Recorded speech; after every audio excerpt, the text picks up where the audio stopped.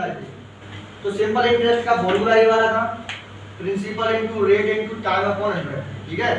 लेकिन हमें तो कंपाउंड इंटरेस्ट निकालना चैप्टर में, और सिंपल इंटरेस्ट की जो बातें थी वो 7th क्लास में थी। वहां पे वो रेट भी पूछ सकता था, टाइम भी पूछ सकता था, प्रिंसिपल भी पूछ सकता था। जैसे कि सिंपल इंटरेस्ट दे दिया, रेट दे दिया, पी दे दिया तो टी पूछ लिया, टी दे दिया, पी दे दिया, एस आई दे दिया, आर पूछ लिया। ये सब पीछे था, ठीक है। अभी क्या है, अभी वो क्या करेगा कि क्वेश्चन दे देगा, क्वेश्चन में क्या करेगा, कंपाउंड इंटरेस्ट की बात करेगा और सिंपल इंटरेस्ट की बात करेगा। फिर पूछेगा कंपैरिजन बताओ कि किस जगह पे अमाउंट ज्यादा पे करना है। अगर किसी ने कोई अमाउंट, ठीक है, किसी ने कोई अमाउंट जैसे 2 साल के लिए कुछ रेट पे, जैसे कि 6% की रेट पे कंपाउंडेड एनुअली लिया, और वो कहेगा कि सिंपल इंटरेस्ट पे लिया, तो कहाँ पे ज्यादा करना है। तो दोनों केसों में एक बार सिंपल इंटरेस्ट पे निकालोगे, सिंपल इंटरेस्ट निकालोगे, एक बार कंपाउंड इंटरेस्ट निकालोगे, फिर चेक करोगे क्या ज्यादा है, ठीक है। तो ज्यादातर केसों में क्या ज्यादा आएगा, ज्यादातर केसों में क्या, हर बार कंपाउंड इंटरेस्ट ही ज्यादा आएगा।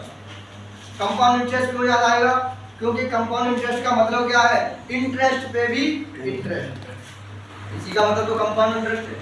और सिंपल इंटरेस्ट मतलब सिंपल इंटरेस्ट, एक बार ब्याज देना है।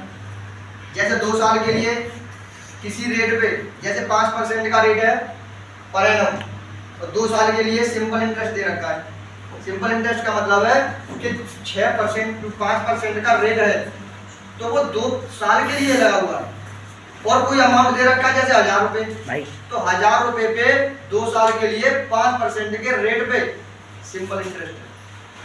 अब वो पूछे कंपाउंडेड इंटरेस्ट, तो 1000 रुपए पे 1 साल के लिए जो सिंपल इंटरेस्ट के लिए प्रिंसिपल है 1000 रुपए, अब उसके बाद जो ब्याज लग के आएगी, तो जो 1000 रुपए है उस पे ब्याज लग जाएगी, कुछ अमाउंट ऐड हो जाएगा, अगली साल के लिए वो प्रिंसिपल हो जाएगा।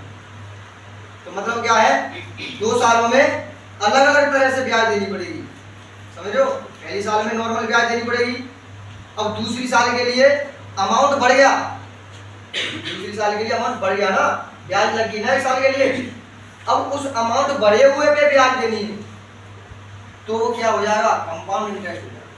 रखने वाली बात नहीं है, बात समझ में आ रही है कि कंपाउंड इंटरेस्ट फॉर्मूला रख लिया, क्वेश्चन देगा लगा दिया।